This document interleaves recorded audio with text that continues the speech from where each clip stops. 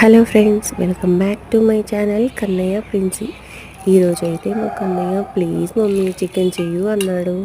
Okay daddy అనేసి నేను process start చేశాను. ఫస్ట్ బౌల్లో అయితే చికెన్ ఫ్రెష్గా క్లీన్ చేసుకున్న తర్వాత చిల్లీ పౌడర్, సాల్ట్, ధనియా పౌడర్, లైట్గా ఆయిల్ వేసేసి పక్కన మ్యారినేట్ చేసి పెట్టేశాను. ఇంకొక ప్లేట్లో ఆనియన్, పచ్చిమిర్చి కట్ చేసి పెట్టాను. అందులోనే స్పైసెస్ అండ్ కూడా యాడ్ చేశాను. అల్లం అయితే ఫ్రెష్గా వెల్లుల్లి ఫ్లేవర్ ఎక్కువ వచ్చేలాగా రెడీ చేసి పెట్టేశాను.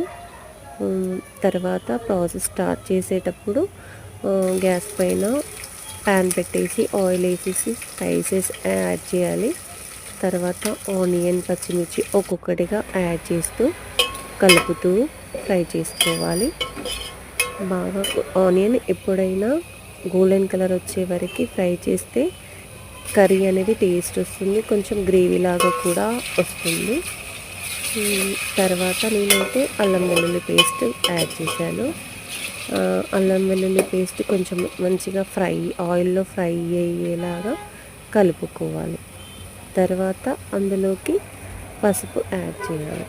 పసుపు కూడా వేసాక మంచిగా కలుపుకోవాలి. తర్వాత అవి అన్నీ ఒక 1 to 2 minutes కొంచెం ఫ్రై చేసుకోవాలి. తర్వాత అందులోకి మనము మ్యారినేట్ చేసి పెట్టిన చికెన్ని వేసి కలపాలి.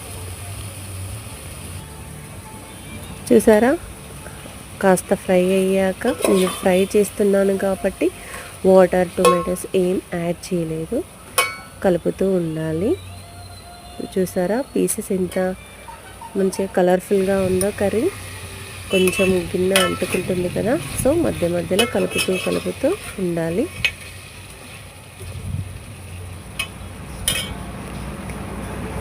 ఫైనల్గా కొత్తిమీర వేసుకుంటే చికెన్ ఫ్రై రెడీ ఫ్రెండ్స్.